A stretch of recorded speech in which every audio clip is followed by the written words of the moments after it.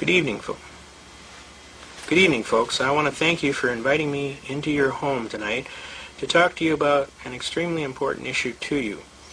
I basically am here to talk about the United States Constitution and our government and some of the principles that you need to understand most thoroughly so that you can have an effective opportunity to exercise your constitutional rights. The whole purpose of this is that you understand that these rights come from God, okay, that they are God-inspired. God is the one who endowed us with these rights, and that this Constitution merely offers a legitimate program to protect that all of us can have the rights equally, and as long as we respect our neighbor and allow them also to have the rights equally, the protections are going to last forever. And the reality is that we are going to get thoroughly into your Constitution. We want you to find a Constitution wherever you can, and we are going to basically take you step by step through some of the most important parts of this Constitution so that you can better exercise your rights in a timely fashion. Now, the facts are simple. If you don't know your rights, you don't have any rights, and that's just the way it is. And if you certainly couldn't exercise those rights timely if you don't know what they are. So what's going to happen is they're going to tell you what your rights are, and do you think they're going to tell you in your favor? Certainly not. Now, we've come a long way to put this program on to help you. By the way, my name is Carl Miller. I want to thank you again for inviting me into your home. We're going to proceed with vigor. I should tell you a few things about me, that I'm a prior service soldier. I served 3 combat tours, Republic of Vietnam. I should tell you that I was a participant in the top secret project called Blue Book, where the officers in the jungle smelled a rat in a woodpile, and they decided to pull their top soldiers aside. And they come on over here. Come on over here. We want to talk to you. And they took their top soldiers in the corner, and they started teaching them things like duty, honor, country, pride in the Corps. They taught us history. They taught us all kind of programming as far as what's going on in our government. They taught us the Constitution.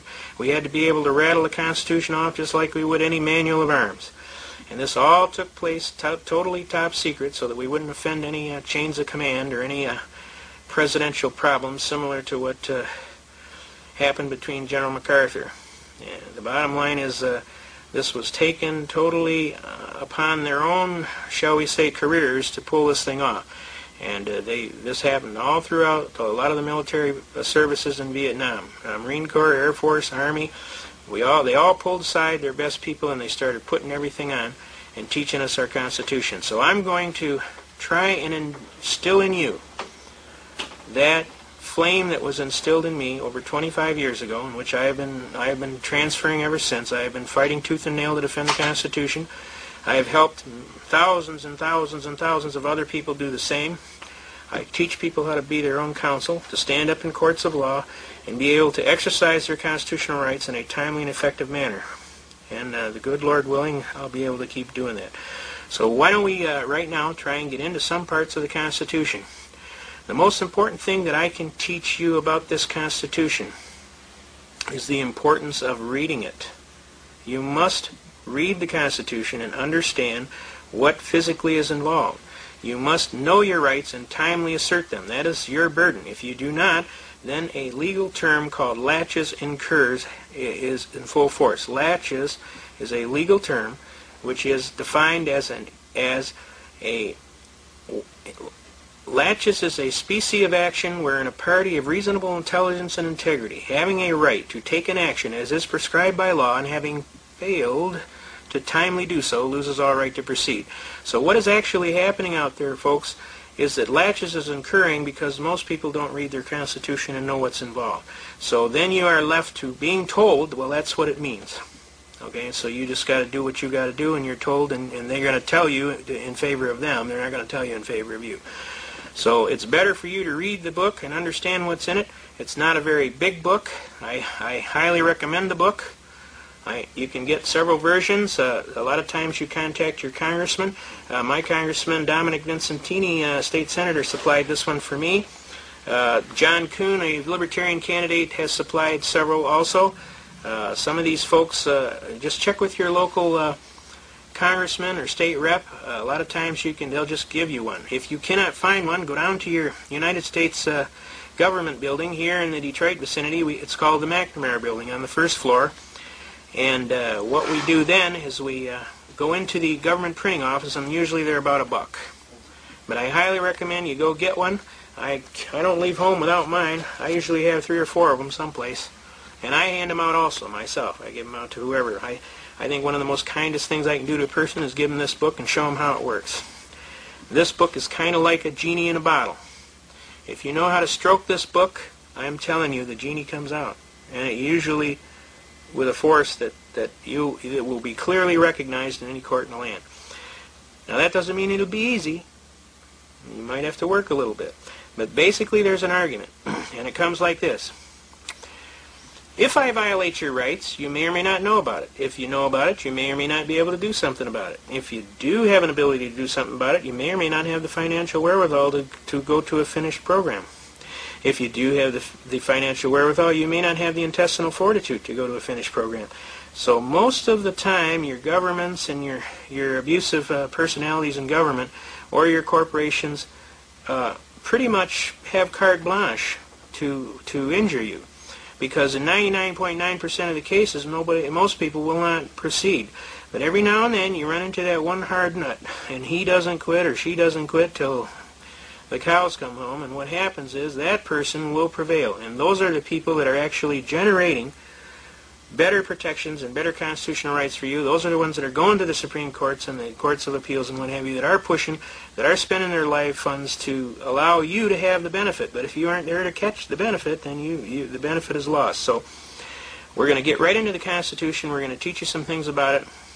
Pay attention, because we're really doing this out of an act of love for you, and we're hoping to God you're going to pick up on it and pay attention. Okay? Now, I'm going to put one Constitution down here so the folks can see it. I will open this up from time to time to demonstrate things to you.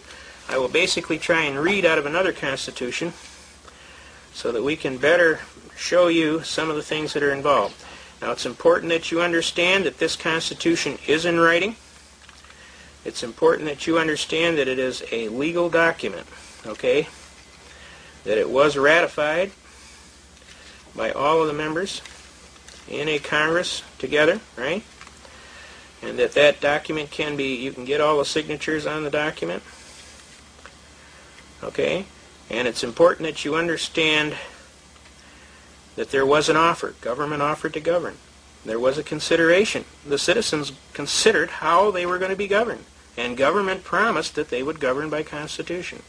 And there was an agreement. The citizens agreed that if government promised there would be government by Constitution, that they would agree to allow the Constitution into force. Now there's a unique situation here. It's very rare when you find the party of the first part, which is the congressmen, officers of the government, who are also parties of the second part, as representatives of we the people, the Republic. And when they signed the document, they signed the document as officers of government, agreeing to the Constitution, and simultaneously as officers of representatives of the people in the Republican form of government. And when they signed that document, that constituted an ironclad contract in writing, enforceable in a court of law, pursuant to the Statute of Frauds. Here in the state of Michigan, that's 566.132, Michigan Compiled Laws Act, which basically states anything in writing is enforceable in the court of law pursuant to the Statute of Frauds. Now, all we're asking is that they enforce the contract. We want them to enforce the contract. In other words, if we read something in here, and we got a good reason for why we believe it's the way it is, then they should honor that. And they should honor it in favor of you, the clearly intended and expressly designated beneficiary. But I'll get into that a little later. The program that you should understand, especially, is Article 6, Paragraph 2 of the Constitution. This is called the Supremacy Clause of the Constitution. It's located at Article 6. Everybody see that? Paragraph 2, which is going to start right here, and I'm going to read it to you. Okay? And basically what it says is this Constitution and the laws of the United States, which shall be made in pursuance thereof, and the treaties made or which shall be made under the authority of the United States, shall be the supreme law of the land, and the judges in every state shall be bound thereby. Anything in the Constitution or laws of any state to the contrary are notwithstanding. And when they say notwithstanding, that means notwithstanding in law. That means that's a legal definition. Notwithstanding means notwithstanding in law.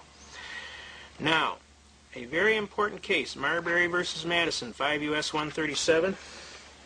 Pardon my reaching here. Marbury v. Madison, 5 U.S. 137.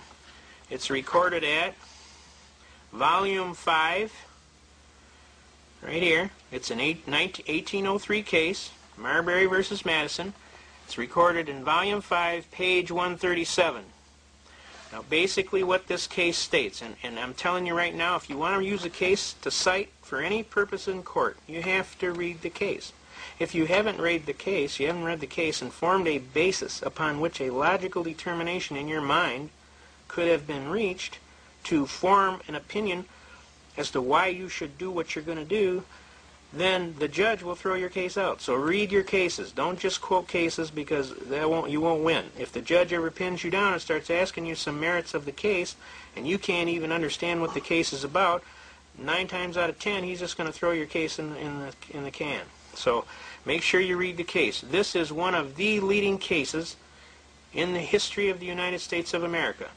The opinion of the court was given by the Honorable Judge John Marshall, Chief Justice of the Supreme Court. His opinion was anything that is in conflict is null and void of law. Clearly, he said that for a secondary law to come in conflict with the supreme law was illogical. For certainly the supreme law would prevail over all other law, and certainly our forefathers had intended that the supreme law would be the basis of all law. And for any law to come in conflict would be null and void of law. It would bear no power to enforce. It would bear no obligation to obey. It would purport to settle as if it never existed, for unconstitutionality would date from the enactment of such a law, not from the date so branded in an open court of law. No courts are bound to uphold it, and no citizens are bound to obey it.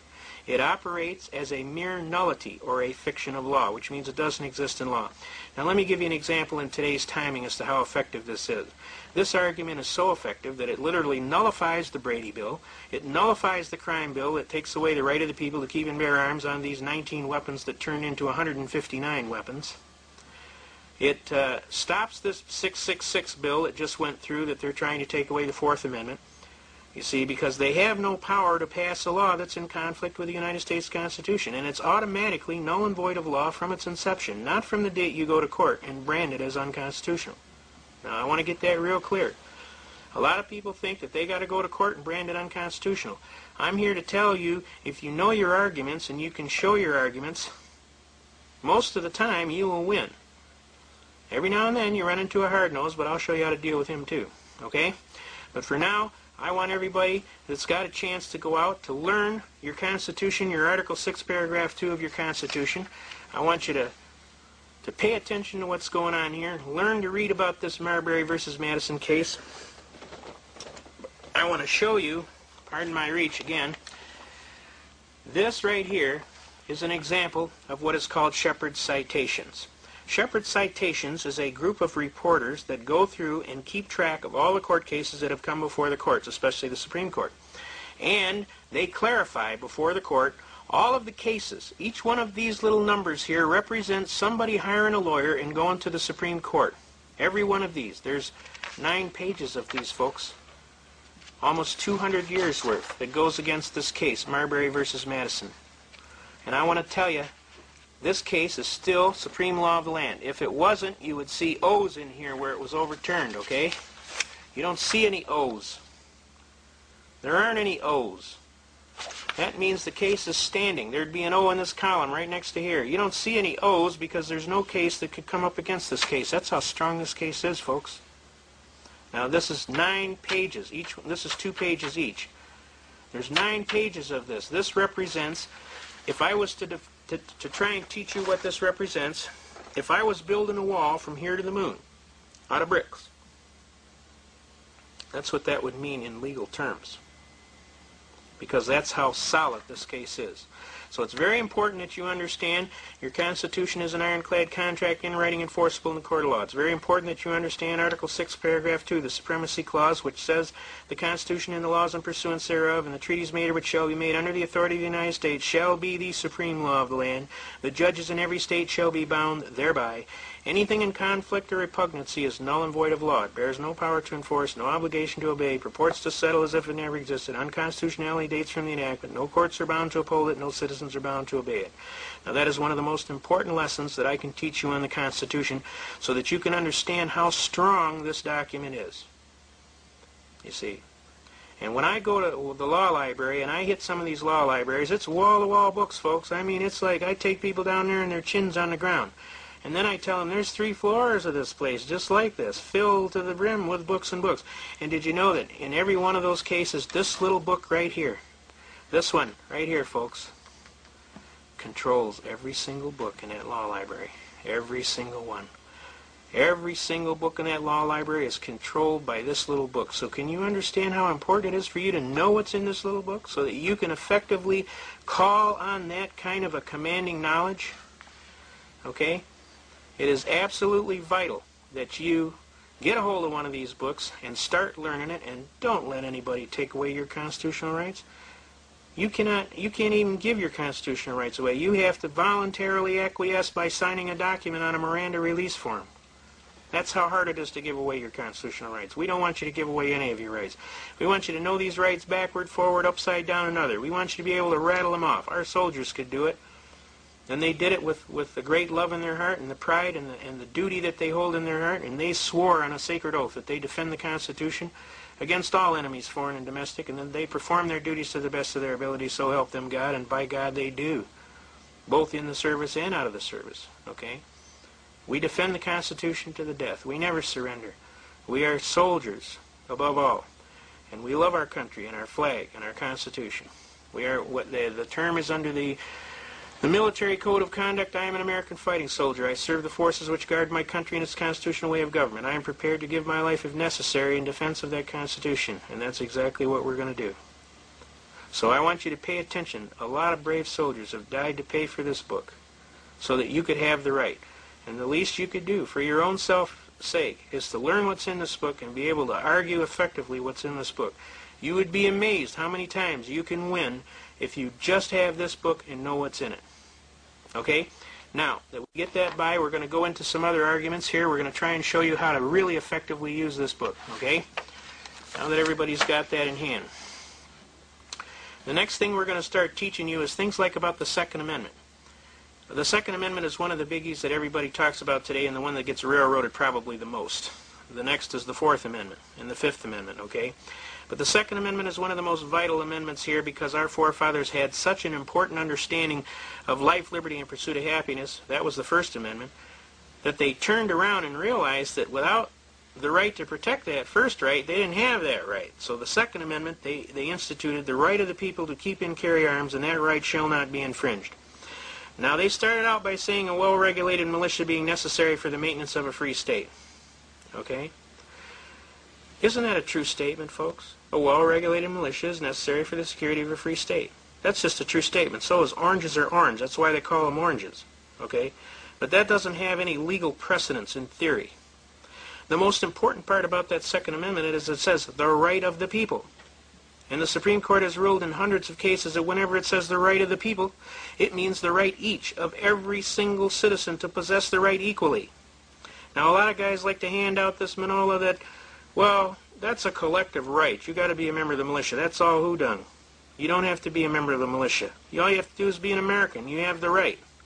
The right to keep and carry arms, and that right shall not be infringed. Now, you will note after infringe, there is no subparagraph A, B, C, D, E, F, G, which would stipulate as to what would be an acceptable infringement. So all infringement is forbidden. Now, who says so? You say so. Do you see that? Does everybody see that? You say so. Who are you? I'm an American. And I'm telling you, you're infringing my rights. You're stealing my rights. I claim infringement. I claim encroachment. I claim impingement. I claim usurpation. I claim you're stealing my right. Because that's what they're doing. And I ask them, what is it you don't understand about the word infringement? Because that's exactly what it says when you look in Black's Law Dictionary. That's another thing I want to bring up. When you want to talk to these people in court, you want to get a hold of one of these books, right here. It's called Black's Law Dictionary. You would be absolutely amazed what's in Black's Law Dictionary. This is the exact words. Just a second, please, folks. This is the exact words that you need to be able to definitively define the word game problem that we are having with these people today. They like to keep changing the words. But guess what? The words in this book are the words that were written when we were in the Constitution when it was signed. And the definitions that are in this book are enforceable in a court of law. You can bring this book into court and pull it open and say, this is the one, Judge. And they gots to listen. And that's the way it is. So for sure, if you're going to be in this, go down to one of your bookstores, whichever you may have in your area, Barnes & Noble or any one of the dozens of decent bookstores, and get a copy of Black's Law Dictionary. You need that to be in this, because this is kind of like defining the map of how to get from A to B. You have to have this book to be able to pull it out so that you can turn around and tell them, hey, don't trample my rights. I take a real dim view of that. Another good book you can pick up on the Constitution is this American Constitution, put out by West Publishing Company. This goes into a whole lot of widened arguments as to your Constitution. Now, after I'm finished talking to you, you're going to have a new concept of Constitution and how it works.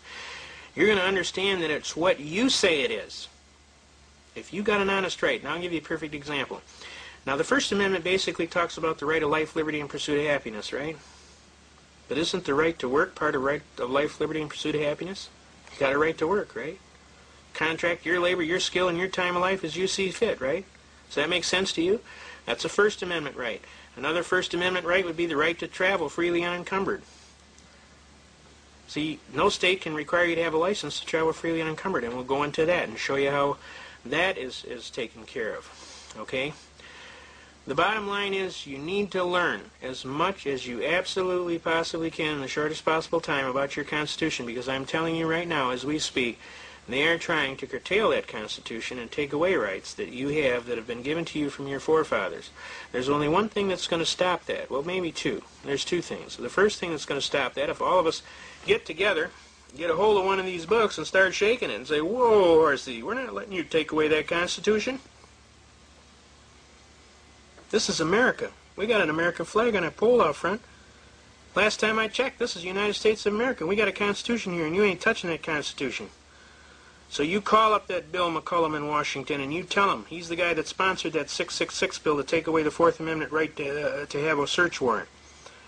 You get a hold of him, and I'll give you his number later on in the speech here.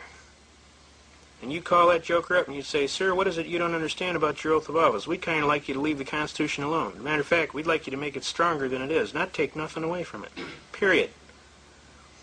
And we resent the hell out of you taking an oath of office to protect the Constitution, and we put you in office, and the first thing you do when you get in there is try and scuttle the Constitution and flush it down the toilet. We're not going to put up with that stuff. We want you to understand that real clearly.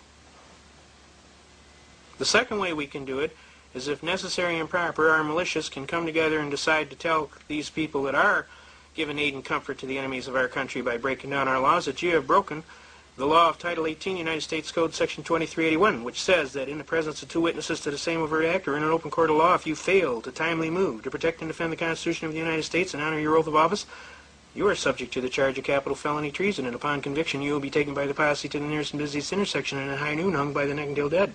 The body to remain in state until dusk as an example to anyone who take their oath of office lightly.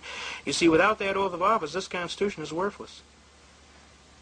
That's why we have you take that oath of office, so that we know you will honor this oath of office and that you will keep our Constitution. We don't want anybody taking our Constitution away, and we're here to tell you right now, don't do it. We'll take a dim view of it. We probably will charge you, and we're not fooling around. Okay?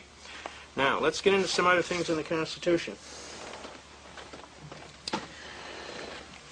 The bottom line here is you have to know to be able to exercise your Constitution. The most important parts about your Constitution are in your first 10 amendments, okay? Obviously, the right of the people to keep and carry arms shall not be infringed. And that right shall not be infringed. You must claim your right if you want to have it. You have to be willing to do that. And if they are going to take your right, then you have to be willing to challenge them, whatever it costs. Now, the bottom line is any law that comes in conflict with that, what do we talk about in Article 6, Paragraph 2? If any law shall come in conflict with this, the supreme law, what happens? It's null and void of law. It bears no power to enforce, no obligation to obey, purports to settle as if it never existed. Unconstitutionality dates from the enactment of such a law, not from any date so branded in open court of law.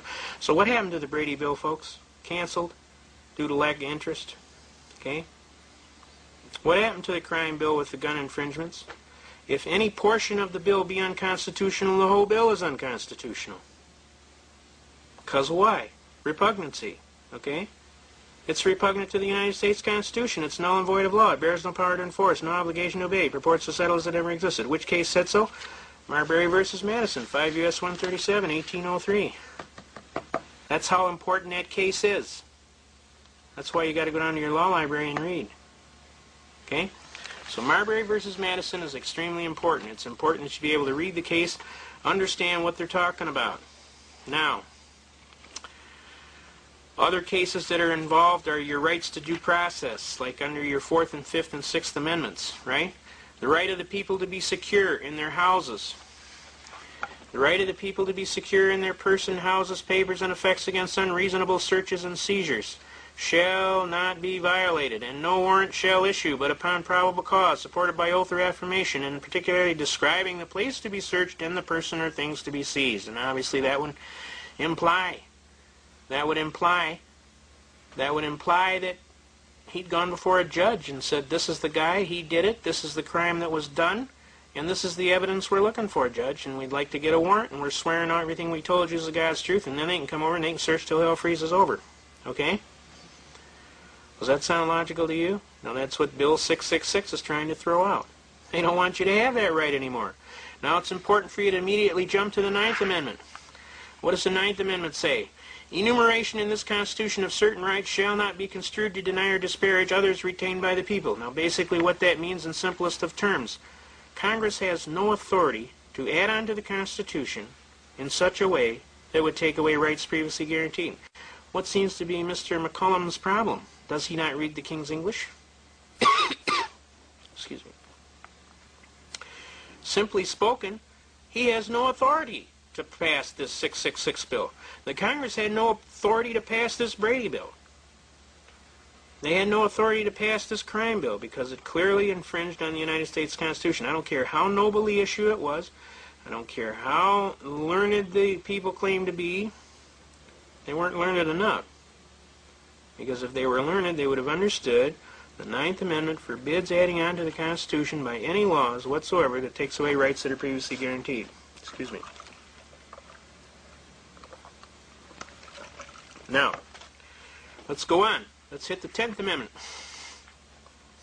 The powers not delegated to the United States. What are they talking about here? The powers not delegated to the United States by the Constitution, nor prohibited by it to the states, are reserved to the states respectively or to the people.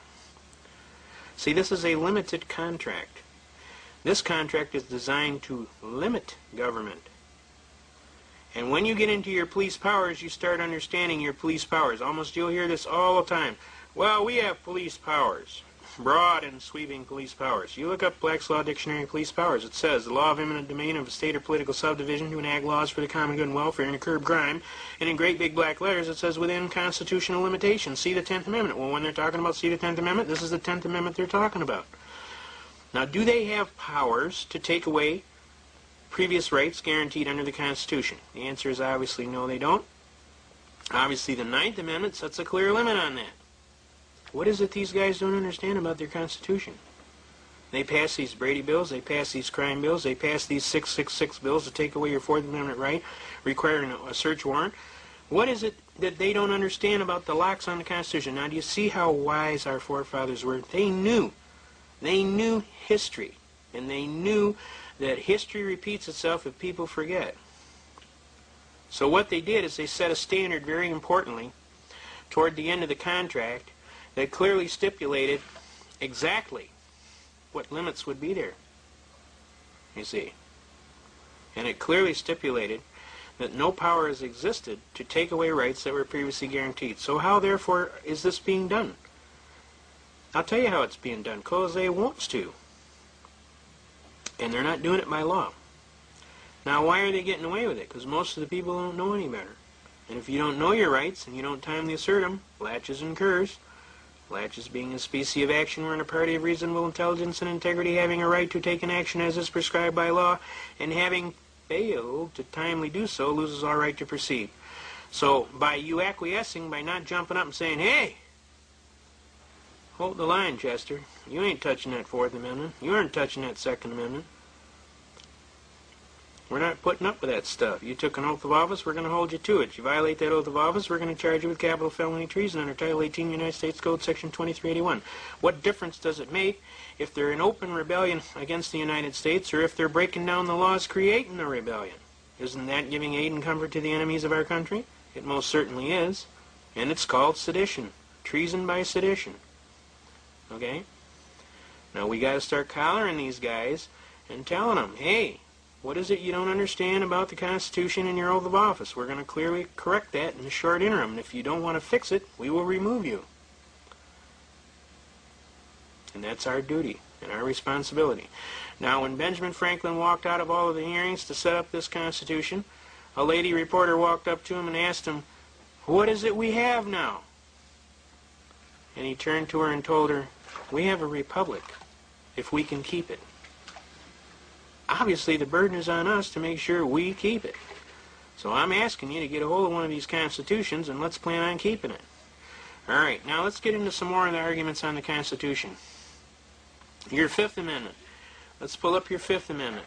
No person shall be held to answer for a capital or otherwise infamous crime unless on the presentment or indictment of a grand jury, except in cases arising in the land or naval forces or in the militia, when in actual service in time of war, or public danger. Nor shall any person be subject to the same offense be twice put in jeopardy. That's the double jeopardy statute. Of life or limb. Nor shall be compelled in any criminal case to be a witness against himself. That's the self-incrimination defense. Nor be deprived of life, liberty, or property without due process of law. That's your Equal Protection Clause. You have an equal right to all of your rights under the law, and you have a right to due process of law. Matter of fact, if they don't give you due process of law, Title 5 United States Code, Section 556D, is clear and specific, and it says if they deny you due process of the law, all jurisdiction ceases automatically. That's Title 5 United States Code, Section 556D, also 557, and Section 706 of that code. In other words, if they deny you due process at any time and you can prove it, you can force a showdown, and you can turn around and say, well, they might have had jurisdiction at one time, Judge, but they lost it when they denied me due process. All right? Now, the other parts are you cannot deny him life, liberty, property without due process of law, nor shall private property be taken for public use without just compensation. You know, how many times do you hear about that today? I mean, it's incredible. The Sixth Amendment is another important one. All of them are important, but there are more important ones, all right? In all criminal prosecutions, the accused shall enjoy the right to a speedy and public trial by an impartial jury of the state and district wherein the crime shall have been committed, which district shall have been previously ascertained by law, and to be informed of the nature and the cause of the action and accusation, to be confronted with the witnesses against him. That's the right to confront your accusers. To have compulsory process for obtaining witnesses in your favor. That's the subpoena rights. And to have the assistance of counsel for your defense, or you can stand as your own counsel. And I know they tell you that it's a fool that stands as his own counsel, but it's my argument that it's a fool that doesn't. Because I'll tell you why. You know your case better than anybody. How many times do you hear about gripes between attorneys and the citizens? The biggest gripe they have was, well, he never said nothing about that, or she never said nothing about that. Well, she didn't do this, or she didn't do that. Well, why? Because they don't know the case as good as you do. You're the one that knows your best case. The only thing they know is how to apply the law. So all I'm telling you is learn how to apply the law and your constitutional rights, and then you don't need to do that. The only time you get into trouble is if you run your mouth too much and you get into self-incrimination. So obviously you have to keep your wits about you and watch your mouth. But the bottom line is, actually, I personally believe you're the best person to present the facts of your case, because you're the best person that knows all the facts. The only thing you know how to do is how to actually do it in a legal and lawful manner that is recognized by the legal community. And that's really not hard to learn. I can teach you, believe me. All right, the Seventh Amendment. In suits at the common law, where the value in controversy shall exceed $20, the right of trial by jury shall be preserved. It's supposed to say shall remain. And no fact tried by a jury shall be otherwise re-examined in any court of the United States, because the jury is the ultimate trier of fact. Then according to the rules of the common law. Now, we'll get into that common law argument. There's a lot of heavy arguments around that common law. Basically, I don't want to overwhelm you on the first time out of the chute, because that's not hard to do, okay?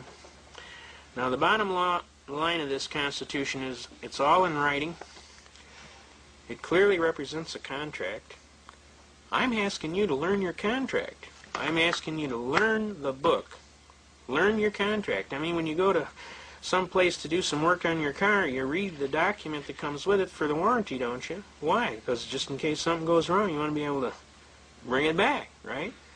Well, I'm asking you to read the warranty on your Constitution so that you can understand the rights that you have under that Constitution. So that if you don't get it right, we can bring it back. Does that make sense to you?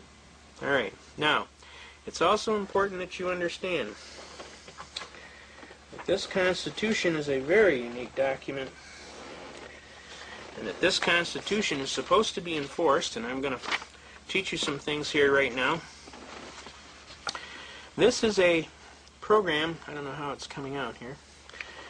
This right here is representation. I know it's kind of hard to see here, but basically what we're talking about here is this comes from the books that tell the judge how, right here and over here, this comes and tells the judge how the Constitution is to be interpreted.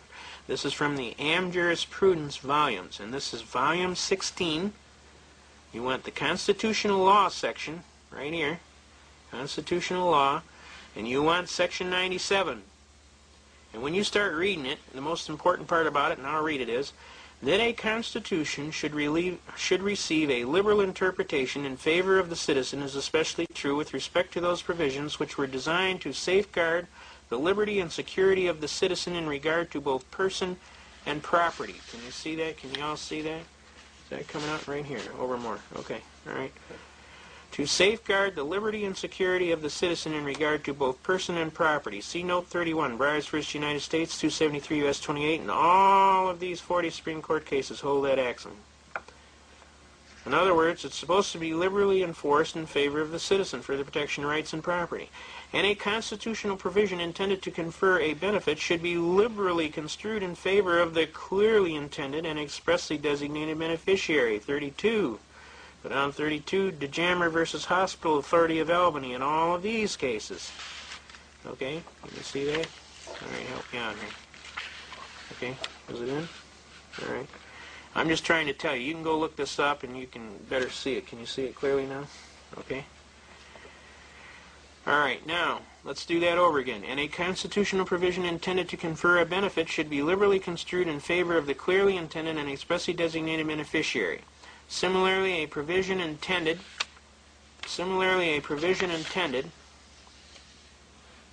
to afford a remedy to those who have just claims should receive a beneficial construction for the purpose of extending the remedy to all who might fairly come within the meaning of the terms. And that's Ryder v. Fitchie of Ohio, a Supreme Court case, okay? That's note number 33, okay? Now, this comes out of 16th Am Jurisprudence. In other words, I have this Constitution. This Constitution is a contract in writing enforceable in the court of law pursuant to the statute of frauds. I'm asking for specific performance, Your Honor, in favor of me. I am the beneficiary of the contract. There's also a basic premise in contract law, Basic Contract Law 101 of any first-year law student, that says the contract shall be enforced most favorably in favor of the non-preparer. And that's you. You didn't prepare it. Now, if you believe honestly that you have a right and you can timely bring that right before a proper adjudicated authority, and you can clearly stipulate as to what your right was, guess what? They gots to listen. That's the way it is. That's the way it's supposed to be. And I'm telling you, if you know your rights and you timely assert those rights, you have those rights. But if you sit on your haunches and you cry foul, that's terrible. Somebody ought to do something about that. Hey, be a somebody. Do something about it. Don't sit there telling me somebody ought to do something about that. Be a somebody. You do something about it. You honestly got an honest bitch, you go out there and you take care of it. Because that's what it takes to be an American. That's what it's all about. That's what being an American is all about. That's what separates you from the rest of the whole world. Because Americans, you don't trample on their rights because they're going to come get you. You do not trample on their rights. They won't put up with it. So be an American and don't put up with it. Stand up there and be counted. Now I want to read the next argument there, which is argument number 98, which basically deals with the effect of an emergency. Argument 98. Does everybody see that there? Get it there? Pretty good? All right. Argument 98. While an emergency cannot create power and no emergency justifies the violation of any of the provisions of the United States Constitution or state constitutions, public emergencies such as economic depression, all right? Go over here to the next page. What happened here? All right, let's go.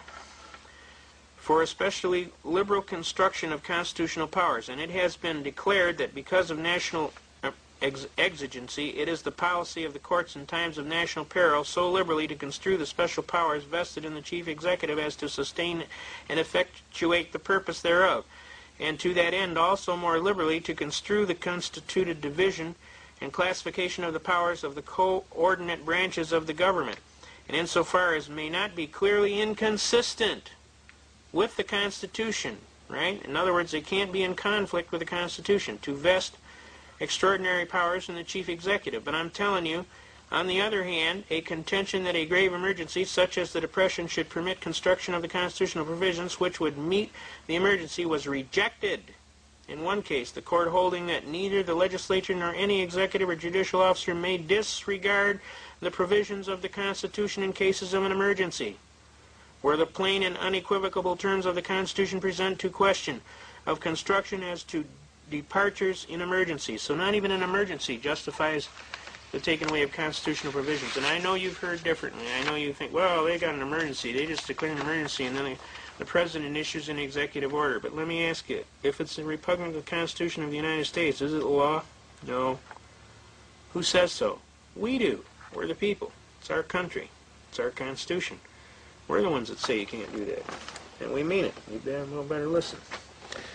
All right, now, let's get into the next argument here. Now, I hope I'm not boring you to tears here, but it's kind of important that we cover these basic things so that you can understand. As to the construction with reference to the common law, an important canon of construction is that constitutions must be construed with reference to the common law. That means the law of the little people out there, not the corporations. Okay? Since in most respects the federal and state constitutions did not repudiate but cherished the established common law, this fact has been taken into consideration by the courts in construing certain clauses in a state constitution, such as the provisions securing the right to a jury trial. Also, provisions in regard to crimes have been interpreted with reference to the common law rule that one charged with a crime may be convicted of a lesser offense necessarily included in the crime charged. In such cases, the courts of the state always regard the language in the common law sense. So the common law prevails. Don't let anybody tell you this admiralty law prevails, because it only prevails if you get sucked into it. We're not going to let you do that. We're going to teach you how to beat it.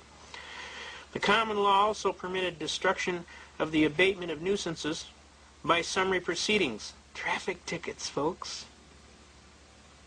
That's what a traffic ticket does. It is a writ of assistance, a bill of attainder. It's unlawful in the United States of America.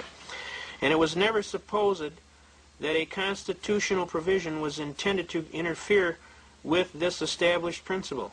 And although there is no common law of the United States in the sense, who said so? Erie Railroad versus Tompkins. Okay? All right? Of a national customary law, as distinguished from the common law of England, adopted in the several states. In interpreting the federal Constitution, recourse may still be had to the aid of the common law of England. It has been said that without reference to this common law, the language of the federal Constitution could not be understood. So the common law applies, folks. And we're going to get into that common law heavily in the advanced section, all right? Okay. Now let's get back into this. In interpreting the federal Constitution, adopted by the several states, all right, the recourse may still be had to the aid of the common law of England. It has been said that without reference to the common law, the language of the United States Constitution would not be understood. This is due to the fact that this instrument and the plan of government of the United States were founded on the common law as established in England at the time of the Revolution. Okay? Therefore, it is the general rule that the phrases in the Bill of Rights taken from the common law must be construed in reference to the latter. Specifically, the United States Supreme Court has taken the common law into consideration in construing the Fourth Amendment, the Fifth Amendment provisions relating. All right? So the common law is extremely important that we get in, and we will cover that thoroughly. It's important to understand that most of you out there are citizens at the common law. That only those that understand the differences in admiralty and maritime law, those that are corporations, officers of corporations, or officers of government residing in the District of Columbia, the 14th Amendment duality of citizenship, which is talked about in the case of Erie Railroad versus Tompkins, which is a rather heavy argument. And I will cover that thoroughly with you so that you understand where the traps and the differences are. But for right now, I'm trying to demonstrate to you construction and programming so that you can understand that this Constitution right here is the supreme law of the land. It is a contract in writing. It is enforceable in favor of you. In an open court of law, you are the beneficiary. Okay? I want to give you some basic more points on this Am Jurisprudence argument. This is section 114 of the 16th volume of Am Jurisprudence second. I'm going to give you a couple more of these sites so that you can understand how powerful a document this is. Okay? Let's go to the next section, which is 115, which is, let's see, which one? 117. 117 is the next serious section. They're all serious. By the way, I highly recommend you go down to the law library, grab that 16th volume Am Jurisprudence, start at section 1, and start paging through to section 300. You will absolutely be astounded. We are now in 16th Am Jurisprudence, second, section 117. And I will read it to you. Basically, various facts and circumstances extrinsic to the Constitution are often resorted to by the courts to aid them in determining its meaning. As previously noted, however, such extrinsic aids may not be resorted to where the provision in the question is clear and unambiguous. In such a case, the courts must apply the terms of the Constitution as written, and they are not at liberty to search for meanings beyond the instrument, which that militia argument and that collective law theory of the Second Amendment is. They're reaching far. All right? Clearly it says in the plain English, the right of the people to keep and carry arms shall not be infringed. Now, what is it you don't understand about the word infringed? They're infringing. The Brady Bill, it's infringement. 1968 Gun Control Act, it's infringing. All of these, the CCW acts of these states, they're infringing. Who says so? You do. How shall a document be enforced in favor of who? You. When are you going to enforce it? You're the one that is the citizen. All power is inherent in the people. You're the one with the power. Enforce your power. All right? Does everybody understand that argument? That's the magnificence. I'm bringing the genie out. We're stroking the bottle here. And I'm going to bring the genie out here in a second. You're going to understand the magnificence of the power of this book. You see, once you understand this is an ironclad contract, once you understand that this is enforceable in the court of law pursuant to the statute of frauds, once you understand you have a right to claim specific performance on the contract. Your Honor, I'm demanding my right to keep and carry arms, and that right shall not be infringed. I want specific performance. I am the holder of the contract. It's supposed to be enforced in favor of me. I am the clearly intended and expressly designated beneficiary, the citizen. I want the thing protected in favor of my right. Does that make logical sense to you? Now do you start to understand the power of this document? Okay? See, before, you just thought it was a bunch of writing in some textbook that you had to take when you took a civics class in high school in the 11th grade. See, I want you to understand that you don't leave home without this. This is more important than your credit card. Okay? Next, let's get into the next section. I'm going to cover some more of these AM jurisprudence sections so that you can understand. I want to get into section 155. 16th AM jurisprudence, second section 155. Since the Constitution is intended for the observance of the judiciary as well as other departments of government, and the judges are sworn to support its provisions, got me? Sworn? As an oath of office, sworn? The courts are not at liberty to overlook or disregard its commands or countenance evasions thereof.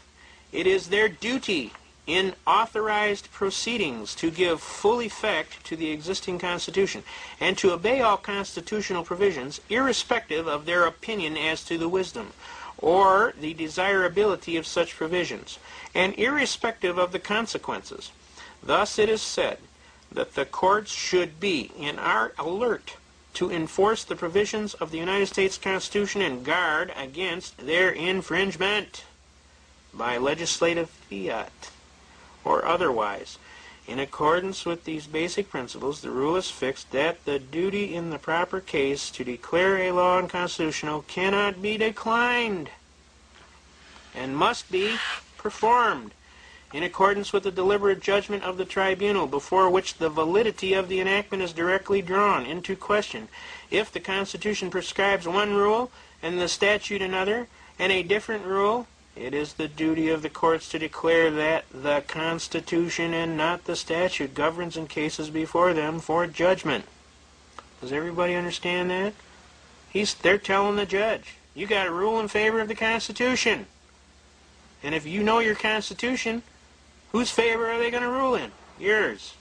But you have to have enough hair on your tail feather to walk in there and say, hey, I'm an American, and I have a constitutional right. That right shall not be infringed, and you're infringing. And I'm asking you not to do that, because it's not nice.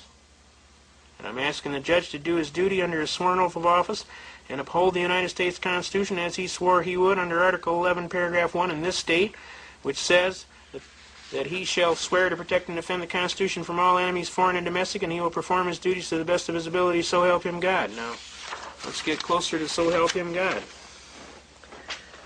Now, let's get into another one of these. We got a load of them, folks, so let's bear with me here. 16th AM Jurisprudence, second section 177. Declaratory judgments. Declaratory judgment actions have often been utilized to test the constitutionality of a statute and government practices. The Uniform Declaratory Judgments Act makes specific provisions of the determination of construction or validity of statutes and municipal ordinance by declaratory judgment, and is considered to furnish a particularly appropriate method for the determination of controversies relative to the construction and validity of the statutes and of ordinances. The Federal Declaratory Judgment Act, although it does not mention declarations as to the construction or validity of the statutes, has been invoked frequently as a means of assaying the constitutionality of congressional legislation. A plaintiff can have a declaratory judgment action on the constitutionality of either the federal or state statute by a single federal judge, so long as he does not ask to have the operation of the statute enjoined. You can't enjoin a constitutional right. A court may grant declaratory relief unless there is a case of controversy before the court. That is, the dispute must consist of specific adverse claims based upon present rather than future or speculative facts on which to base the adjudication. All right? Now, I'm trying to tell you folks here, you have a right to demand a declaratory judgment, which we are going to do in several of our cases here. And they got to declare. Is it constitutional or isn't it constitutional? If it's constitutional, it has to be judged in favor of who? You, the citizen. Why? Because you're the beneficiary. It's supposed to be enforced in favor of you, the beneficiary, the citizen, for the protection of rights and property. See Breyers v. United States, 273 U.S. 28. And the 40 Supreme Court cases that support that mandate. Okay? Now let's get, there's just a couple more here. Bear with me. I know you're probably bored to tears right now, but I don't want you to do that. I want you to pay attention. Okay, we're at section 255. 16th Am Jurisprudence, Section 255. In all instances where the court exercises its power to invalidate legislation on constitutional grounds, the conflict of the statute with the Constitution must be irreconcilable. The Brady Bill. Irreconcilable. Huh? In other words, the court is without authority to declare a statute unconstitutional unless it is in positive or direct conflict with the statute or with the Constitution. Thus, a statute is not to be declared unconstitutional unless so inconsistent with the Constitution that it cannot be enforced without a violation thereof.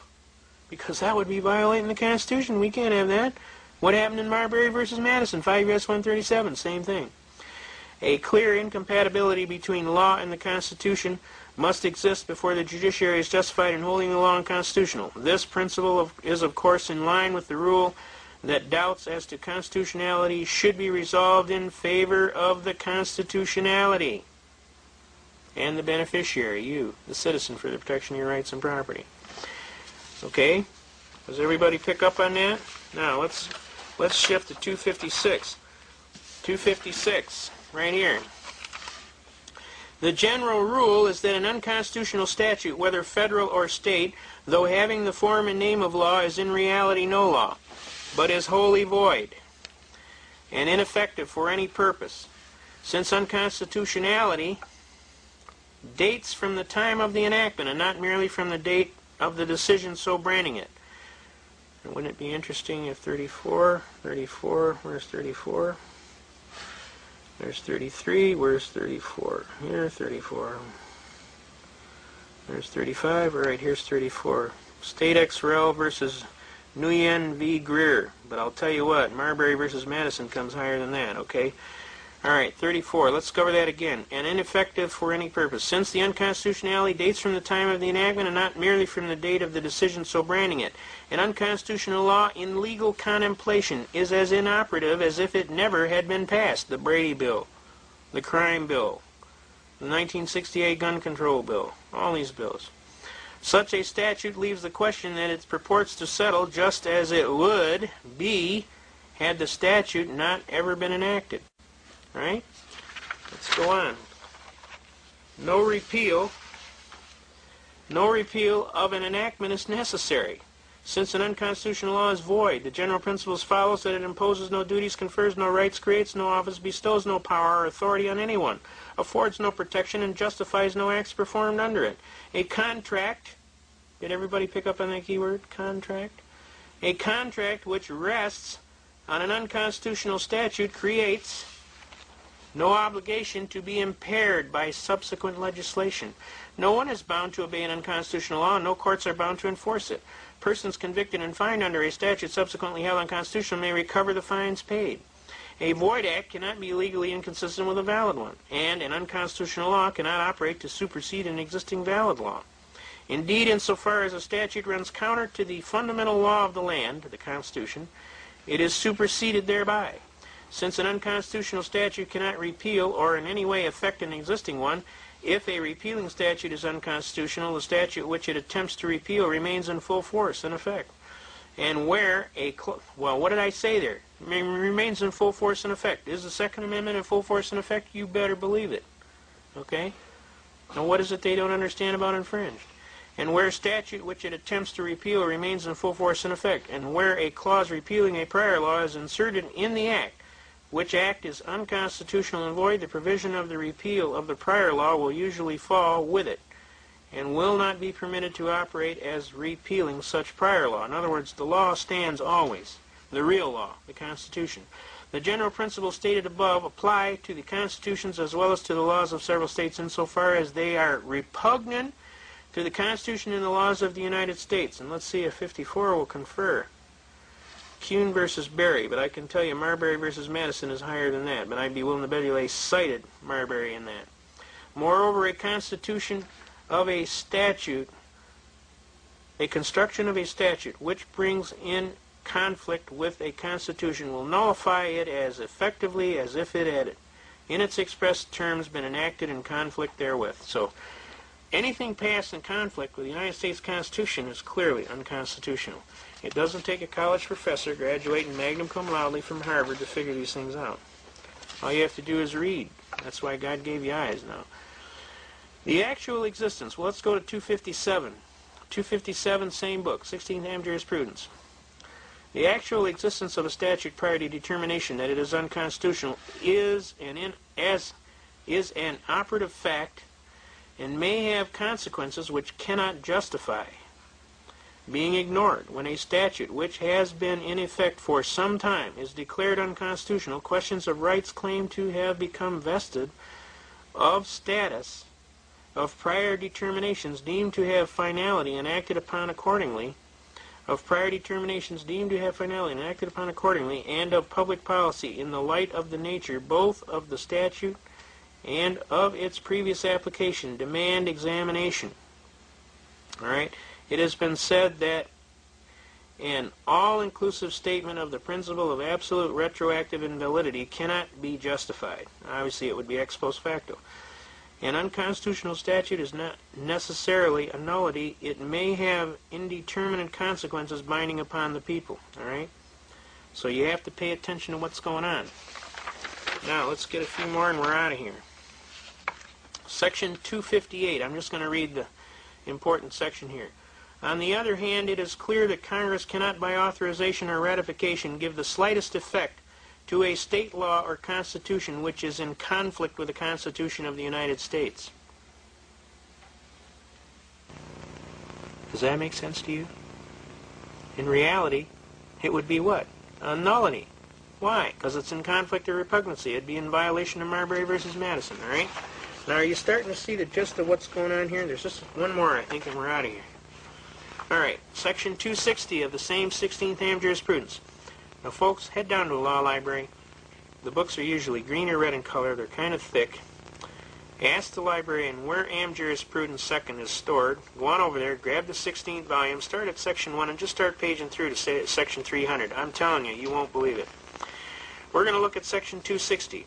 Although it is manifest that an unconstitutional provision in the statute is not cured because included in the same act with valid provisions, and that there are no degrees of constitutionality. In other words, it's either constitutional or it's unconstitutional. There's nothing like, it's kind of like half pregnant. There's no such thing, all right? So that an act is either constitutional or it is unconstitutional, okay? So if you got statute here and most of it's constitutional and a part of it's unconstitutional, guess what? It's all unconstitutional.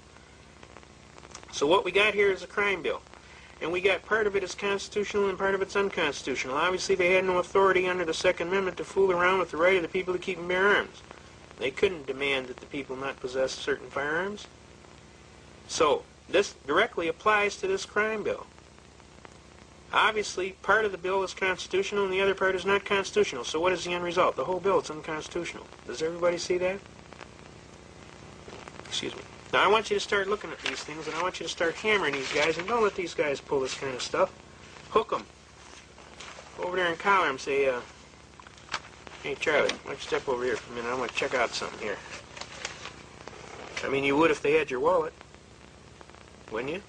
Does that make sense to you? Now, we're going to get into a unique argument here. For the last half hour, I've been trying to hammer home the power of this book. This book right here. Okay? I'm trying to hammer home the power of this book to teach you that this is the most valuable book in your whole life. If you know what's in this book, I am telling you, you are in full possession of your American citizenship. If you don't know what's in this book, I am telling you, you're going to be a slave, subject to the whim of extrajudicial people who want to tell you what to do, when to do it, how to do it, and how high to pack it. Now, my honest philosophy to you is, as a kindness and a Christian to you, I tell you, learn this book, just like you would your...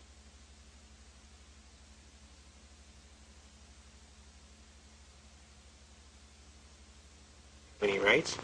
I love it when these guys tell me I don't have any rights. I said, well, if you believe that, let's go to court. And on the end of the day, we'll see who owns who. But I'm going to tell you right now, if you violate any of my constitutional rights, I will sue your socks off and I will attach everything you own, bank, business, and home. And I'm telling you, I'm the one your mama warned you about. So you damn well better listen. Do not violate my rights. because I will come after you, and I will take care of business, and I will do what is necessary and proper, and I will pull every stop out, and I will go dig up every nut, bolt, and screw, and when it's done, you will find out you messed with the wrong American, because this American is not going to back down. Okay? Now, we're going to get into a real special argument. Now, this argument has taken almost 18 and a half years to develop, so I want you to pay attention. Excuse me a second here. This argument is a unique concept that has been honed like a razor to a very meticulous edge so that you can understand what's going on. Obviously, we have established clearly that you have a constitutional right. And obviously, we have established that you are the beneficiary of the contract. And we have established that the Constitution is a contract in writing enforceable in the court of law. And we have established that you have a right to claim specific performance on the contract. And we have established that it's supposed to be interpreted in your favor. So if you've got an honest constitutional belief, they have to listen. Now let's take that to the next step. The next step is, can a state arbitrarily and erroneously convert your right into a privilege and issue a license and a fee for it? Now, I don't know if can you see this pretty clearly? This right here. All right. Let's start with here. We're going to start walking down this sheet. Okay. Murdoch versus Pennsylvania, U.S. Supreme Court. Now, when you want to go into the law library and you want to look up something, what you want to do is understand that Supreme Court is Trump. Okay. That's the clearest way I can explain it to you. If you got a Supreme Court case, that trumps a district court, that trumps a court of appeals, that trumps a state court, that trumps everything. So you want to deal with Supreme Court cases as best you can. Murdoch versus Pennsylvania is a unique case. It's recorded at 319 U.S. 105. That's the 319th volume of United States Supreme Court reports on page 105. So when you go to the law library, go into U.S. reports, ask the little gal there, or the little guy that's behind the counter, where is the United States Supreme Court reports? They'll tell you right where it is. You grab volume 319, you turn to page 105, and it'll give you the case of Murdoch versus Pennsylvania. Murdoch versus Pennsylvania is a real unique case. And I'm telling you to read the case. You get the case. The judge always likes to see that you're ready. And I'm going to summate basically the case briefly. Basically, it is a religious test case wherein Jehovah's Witnesses in the year of 1943 wanted their right to be able to go and preach among the public, because that is their right to evangelize, okay? In Pennsylvania, they wanted them to have a license to solicit, okay? This is basically the crux of the case. Now what happened was, the Jehovah's Witnesses claimed their First Amendment right of life, liberty, and pursuit of happiness, the right to worship and exercise their religion unencumbered, right? And, of course, that's one of the mainstays that founded this country, was the religious freedom, okay? And basically the points on the case that are established are: a state may not impose a charge for the enjoyment of a right granted by the federal Constitution, and that a flat license tax here involved restrains in advance the constitutional liberties of press and religion and inevitably tends to suppress their existence. All right, let's pull that over there. Everybody see that? Okay. All right, I'll start again. A state may not impose a charge for the enjoyment of a right granted by the federal Constitution, and that a flat license tax here involved restrains in advance the constitutional liberties of the press and religion and inevitably tends to suppress the exercise thereof. That the ordinance is non-discriminatory and that it applies also to peddlers of wares and merchandise is immaterial. The liberties granted by the First Amendment are and in a preferred position. Since the privilege in question is guaranteed by the federal Constitution and exists independently of the state's authority, the inquiry as to whether the state has given something for which it cannot ask a return is irrelevant. All right? No state may convert a secured liberty into a privilege and issue a license and a fee for it. Now, a lot of people come back to me and say, well, I'm not a Jehovah's Witness, so that case doesn't apply to me. I want you to reach. I want you to understand, we're not talking about whether you're a Jehovah's Witness here. What we're talking about here is, are you an American and do you have rights?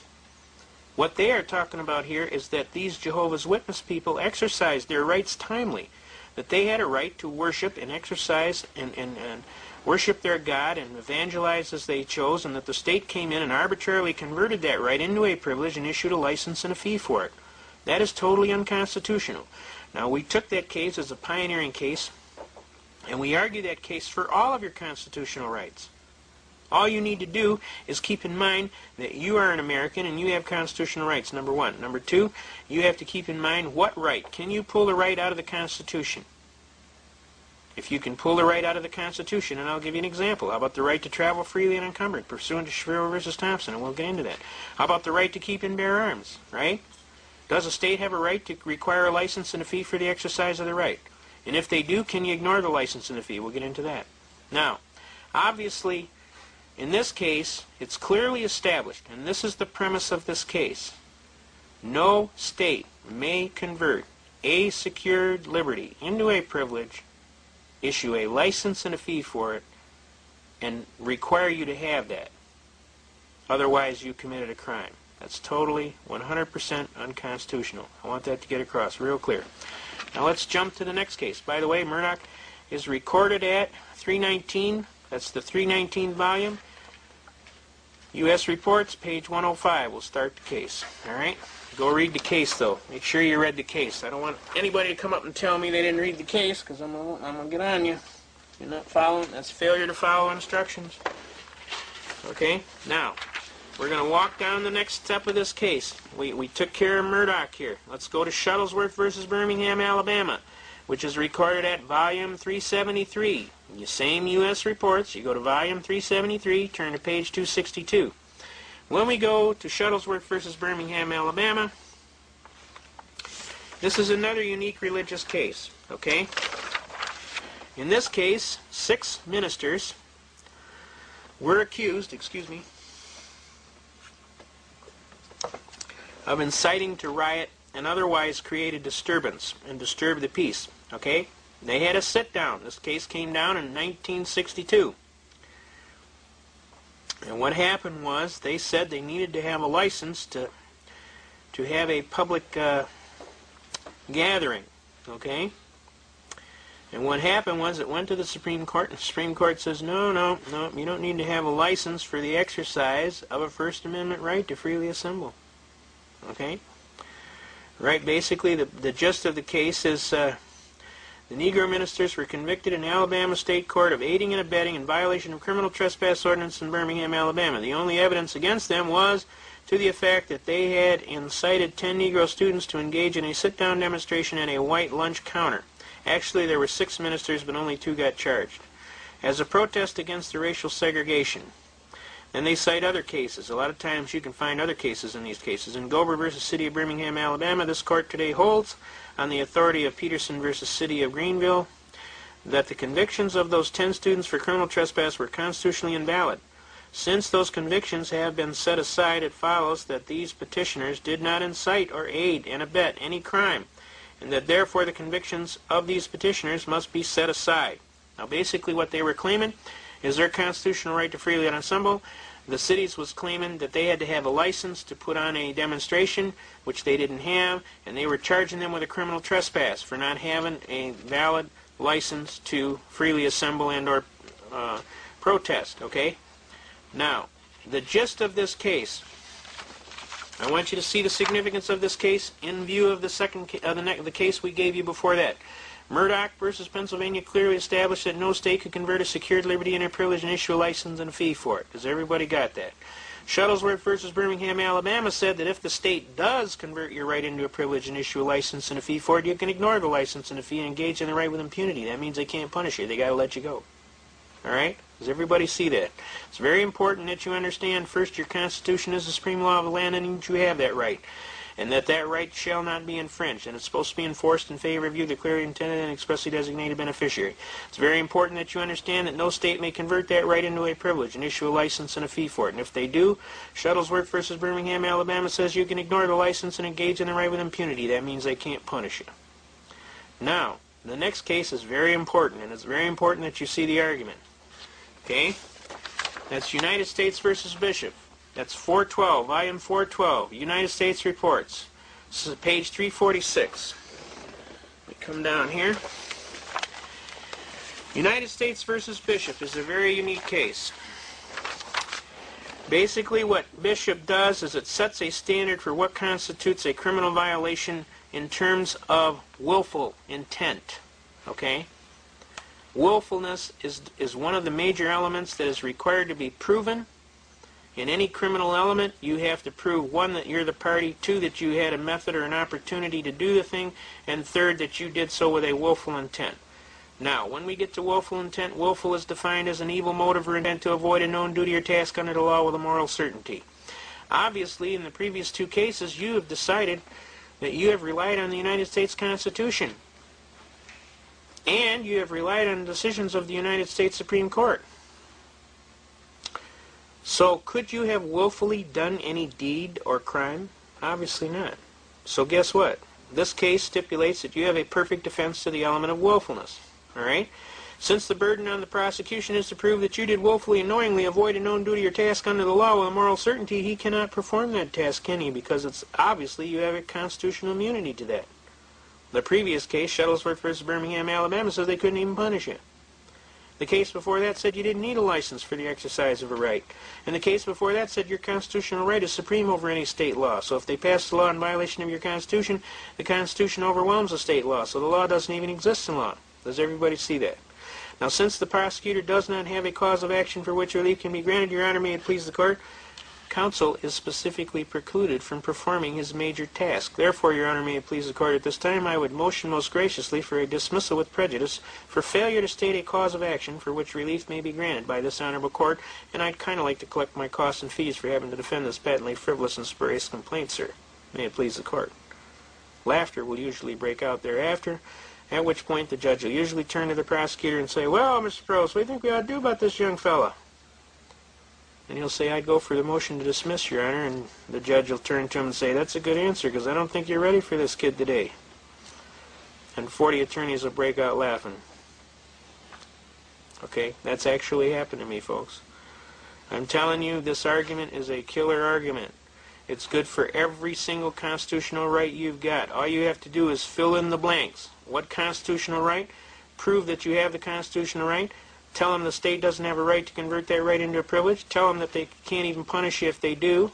And then claim that the prosecutor can't prove willfulness, so you obviously didn't do no crime, and then flip around and demand for your dismissal, which is your right, and get your costs and fees for having to defend this frivolous case, may it please the Court. And I promise you, you will be amazed. 40 attorneys will jump up and say, "Yeah." They'll come up and shake your hand and tell you that's one of the most magnificent arguments they've ever heard. They'll tell you you got something like King Kong for taking on the Bar Association or whatever. Now, I'm telling you these things have personally happened to me. I can relate the exact cases. That goes for practicing law without a license. Obviously, you got a right to work. You got a right to contract your right to work as you see fit, not as some arbitrary and capricious Bar Association sees fit. Right? Doesn't that make sense to you? You don't want to belong to the union, that's your right. This is a right to work state, right? The bottom line is this. They cannot compel you to have a license or pay a fee for the exercise of your right. And if they do, you can ignore the license and a fee and engage in the right with impunity. That means they can't punish you. And since you got a perfect defense to the element of willfulness, they cannot punish you. They have to dismiss. They do not have a cause of action.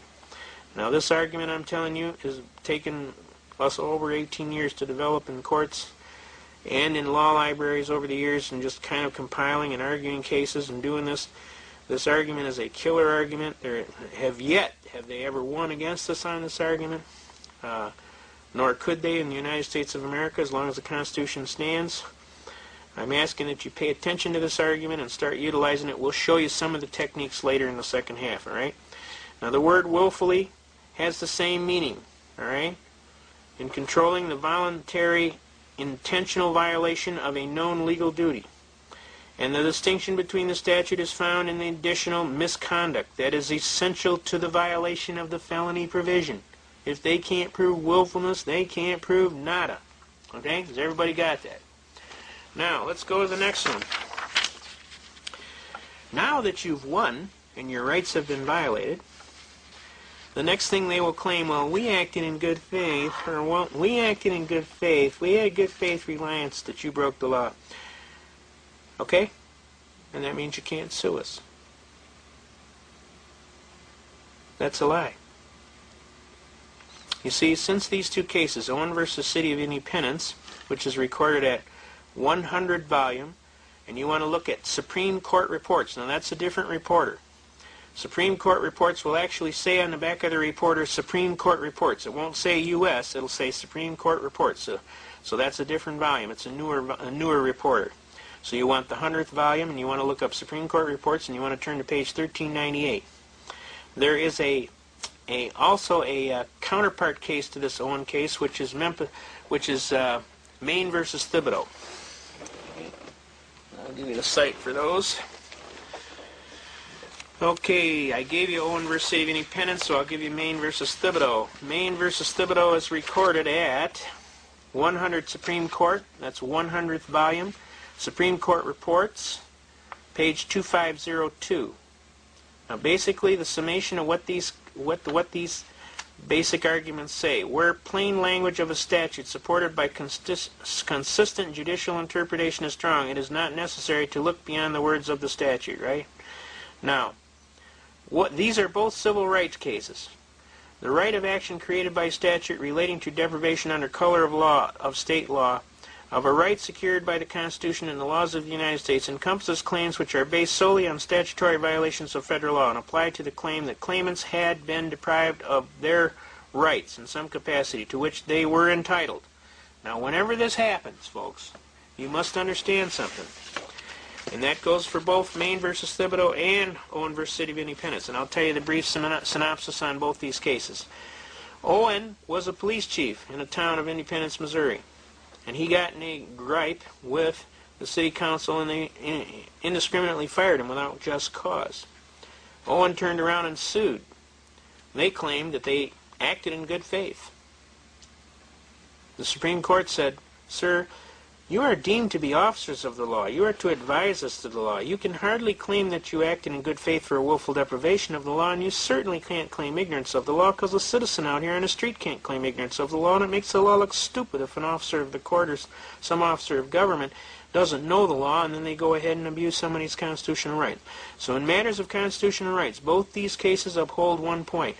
And the point they uphold is that whenever they violate your constitutional rights, they do so at their own peril. And it even says that in Title 18 United States Code, Section 241 and 242. It says that upon conviction you are subject to a $10,000 fine, 10 years in jail, or both, and if death results, life in prison. They're telling you, don't violate somebody's rights. Please, don't do that. Title 42 United States Code, Sections 1983, 1985, and 1986 clearly establish your right to sue anybody that does that. Now, they're going to claim you can't sue them because they have judicial immunity. Well, guess what? These two cases remove judicial immunity. There is no judicial immunity for violating somebody's constitutional rights. Judge, you are deemed to know the law and sworn to uphold it. You can hardly claim that you act in good faith for willful deprivation of the law, and you certainly can't plead ignorance of the law, for that would make the law look stupid for a knowledgeable judge to claim ignorance of the law when a citizen on the street can't claim ignorance of the law. Therefore, there is no judicial immunity. I want to get that across. I don't know how many attorneys come up to me all the time telling me, well, they're immune because they acted in good faith. They're just not reading their court. They're not reading their court reports, because if they were reading their court reports, they would have known this case has been on the books since 1982. Both these cases came down in 1982. So I want you to pay attention to these cases. When somebody tells you they can violate your rights with impunity, you just kind of smile and say, make my day. Okay? Now, the next case we want to talk about is Briers versus United States. We mentioned it previously earlier. Briers is recorded at 273, volume 273, U.S. Reports, page 28. Okay? Now, Briers versus United States is a unique case. It's a search and seizure case, but basically it sets constitutional standards which we had talked about in the Am Jurisprudence sections. Okay? I especially want to pay attention to note number 3 here. Constitutional provisions for the security of a person and property are to be liberally construed, and it is the duty of the courts to be watchful for the constitutional rights of the citizen and against any stealthy encroachment therein. All right? When a federal officer participates officially with a state official in a search, so that in substance and effect it is their joint operation, the legality of the search and the use and evidence of the things seized is to be tested in federal prosecutions. as it would be if the undertaking were exclusively the federal agent, all right? The reality here is what they are setting is the standards must be liberally construed in favor of the citizen. It's the duty of the court to make sure that happens. So now you have a right to be wrong. You have a right to enter your viable defenses that you honestly think. No state can convert that right into a privilege and issue a license and a fee. If they do, you can ignore the license and the fee. They must prove the burden of proof of willfulness, which they cannot do. If they do violate your rights, you do have a right to sue them in Owens v. City of Independence and Maine v. Thibodeau. They have to give every consideration to you, all right? And that's the way it is. 1900 yesterday, all right? The next case we want to talk about is Boyd. Boyd versus United States is recorded at, it's recorded at 116, volume 116, United States Reports, page 616. So everybody got that? Can you see? Bear with us, folks. We're really trying to jam here for you. Boyd versus United States, 116 U.S., page 616. The court is to protect against encroachment of constitutionality or secured liberty. All right? Now, it is equivalent to a compulsory production of papers to make the non-production of them a confession of the allegations, which is pretended they will prove. And a lot of times that happens in federal cases. They'll claim something, they won't prove it. This happened to me, believe me. And then the fact that they've claimed it makes it true. All right? Now this, excuse me. And then, of course, you have to prove a negative, which is impossible. All right? Now, the seizure or compulsory production of a man's private papers to be used in evidence against him is equivalent to compelling him to be a witness against himself in violation of the Fifth Amendment, and in a prosecution for a crime, penalty, or forfeiture is equally within the prohibition of the Fifth Amendment. See that? Now, the bottom line here is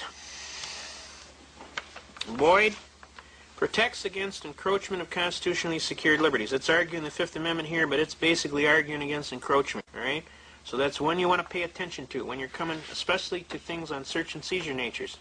Another good case that you should know is your Miranda versus Arizona. And folks, I'm going to tell you something, and even I can learn something. Not that I'm that much above you. I want to come to you humbly, in humility. I'm telling you, I've read and I know, and there's a lot of things about the law, and I've been my own attorney for over 25 years, and I kick the tail out of them, I'll be honest with you. But I always can learn something, and I'm not stupid enough ever not to realize that. And the next thing I'm going to tell you is probably one of the most important things we're going to tell you today. This is the Miranda versus Arizona decision. It's recorded at 384, volume 384 U.S., that's U.S. Reports, page 436. Now, this is a heavy-duty case. Every American should know this case backward and forward, upside down, and other. All right? Miranda versus Arizona. This is the one that says you got a right to remain silent, you got a right to an attorney, you got a right to have your attorney present during questioning. Anything you say can and will be held against you in a court of law. If you can't afford an attorney, one will be appointed for you by the court. Do you wish to make any statement on your behalf, and do you understand the rights that I have spoken to you? As soon as they stop you, talk to you, as soon as they start talking to you, they are required to say that. If they don't say that, they screwed up. If they haul you into jail and they don't tell you this, read it to you, and then they want to make you sign a little statement that you know your rights and you knowingly waived them, please, folks, don't sign that statement. Use your head for something other than a hat rack. Do not sign that statement, ever. You are knowingly waiving your constitutional rights. Don't ever do that. I mean, they don't make it that hard. As soon as you hear those people start talking, you tell them right effectively, I want to talk to an attorney. And I'm not saying nothing until I talk to an attorney, especially if you're talking to federal people, BATF. These people will lie, cheat, steal. They will do anything they can to hammer you. Their whole purpose in life is to hammer you. I don't want you to think, well, what nice guys, so maybe we can just work this out. Why don't we just talk and maybe we can get things worked out? You don't talk to these people, folks, and you're talking to somebody who learned the hard way. You do not talk to these people ever. I don't care if you think you're a nice guy and you want to be courteous. I don't think you think if you're going to work it out. I don't think you think if you're smarter than they are and you can beat them. I'm telling you, you don't talk to them, period. You button that hatch. An old wise legal defense counsel told me one time. He said, the first rule is keep your big mouth shut. I said, okay, what's the second rule? Keep your big mouth shut. He said, what's the third rule? Keep your big mouth shut. He said, after you follow them 3 rules, the rest is easy. It's when you open your big mouth that you get in trouble. Not that you would do anything wrong anyway, but they'll twist, lie, cheat, and steal and make it into something you didn't do, and before you know it, you won't even recognize what's happened. And I'm telling you, it's happened to me. So I'm telling you as a friend. I'm not telling you as a smart ass or anything else. I'm telling you as a friend. Do not talk to these people. They do not have your best interest at heart. And you may think, well, they're the government, and they're responsible, and they mean well. Well, they don't. They don't mean well. They don't mean you're well, and they will jam you, believe me. And if you're not real good at getting out of it, you can be in a lot of trouble. All right, now, let's look at this Miranda decision. In the absence of other effective measures, the following procedures to safeguard the Fifth Amendment privileges must be observed. The person in custody must, prior to interrogation, be clearly informed that he has a right to remain silent, and that anything he says will be used against him in a court of law.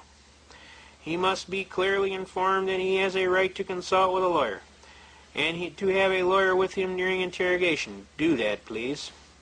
And that if he is indigent, a lawyer will be appointed to represent him. All right? If the individual indicates prior to and during questioning that he wishes to remain silent, the interrogation must cease. If he states that he wants an attorney, the questioning must cease until an attorney is present. Where an interrogation is conducted without the presence of an attorney and a statement is taken, a heavy burden rests on the government to demonstrate that the defendant knowingly and intelligently waived his constitutional counsel right. Don't test that theory. But I'm telling you, it works. I did it. Where the individual answers some questions during interrogation or custody interrogation, he has not waived his privilege and may invoke his right to remain silent thereafter.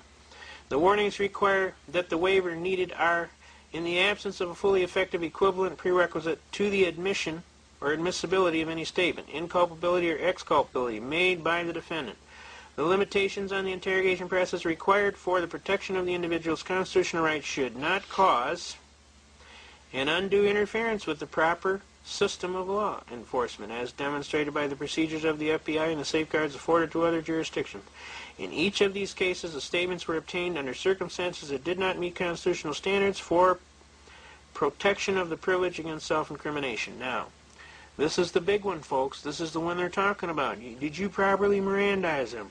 Was he Mirandized? Was she Mirandized? If they don't Mirandize you, they got to throw the case out. Almost always. It's very hard to go forward with the case if their witnesses are excludable from the presentation of the case.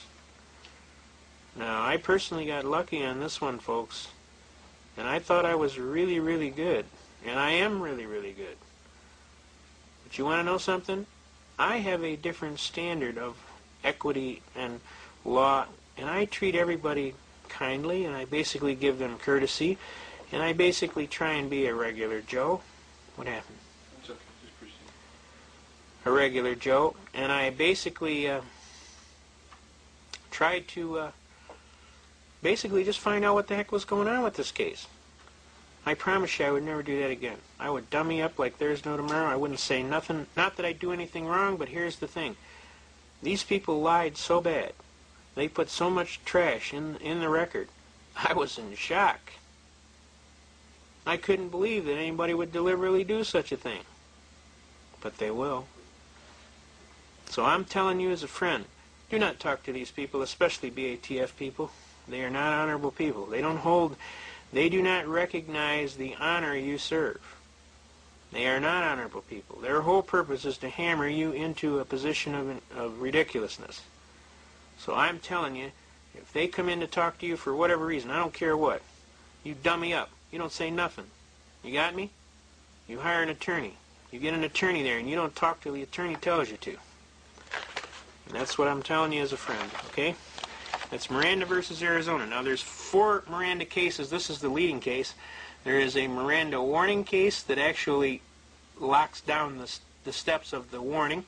And then there's a Miranda interrogation case, which locks out the standards for in-custody jail interrogations, okay? Now, A word to the wise should be sufficient, and I shouldn't have to ever say nothing about that again. Believe me, I learned a valuable lesson. You cannot assume that everybody is a good guy. There are some bad ones out there, and I found them. Now, the next case we're going to talk about is Norton versus Shelby County, recorded at 118 volume, United States Reports, page 425. Basically, that says an unconstitutional act is not law. It confers no rights, it imposes no duties, affords no protections, it creates no office. It is in legal contemplation, as inoperative as though it had never been passed. Okay? And that's what this case holds, all right?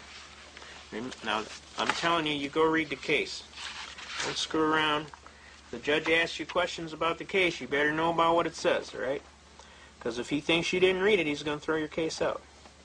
The court follows the decision of the highest court of the state in construing the Constitution and the laws of the state unless they conflict with or impair the efficacy of some principle of the federal Constitution or of the federal statutes or a rule of the commercial or general law. The decision of the state courts on questions relating to the existence of its subordinate tribunals and the eligibility and election or appointment of their officers and the passage of its laws are conclusive upon federal courts, all right? Now, some of the most important thing is, while acts of de facto incumbent of an office lawfully created by law and existing are often held to be binding from reasons of public policy. That's a very important point. Public policy. You want to watch out for the terms public policy. It's often confused with the state's right of eminent domain of police powers. Police powers and public policy are almost the same thing, except one's done without law because we wants to, and the other is done because they're claiming a police authority to do so. All right?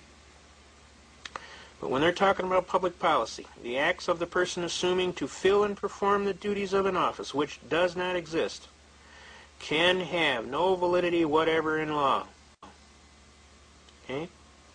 An unconstitutional act is not a law. It confers no rights. It imposes no duties. It affords no protection. It creates no office. It is in legal contemplation as inoperative as though it had never been passed. Okay? Has everybody got that? Now, this basic first portion of this program is designed clearly to help you. And if you take these basic cases on this one page, you will have gone a long way in getting your constitutional rights back. Okay? Now, we're asking you to pay attention. Learn your Constitution. We're going to go into some heavier stuff through the second portion of it. But we want you to learn your Constitution. This book here is a citizen's rule book.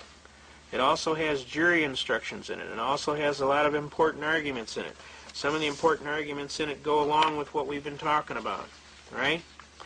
All laws which are repugnant to the Constitution are null and void. Marbury versus Madison, 5 yes, 137. We already argued that one. Where rights secured by the Constitution are involved, there can be no rule or lawmaking or legislation which would abrogate or abolish them. That's again Miranda versus Arizona.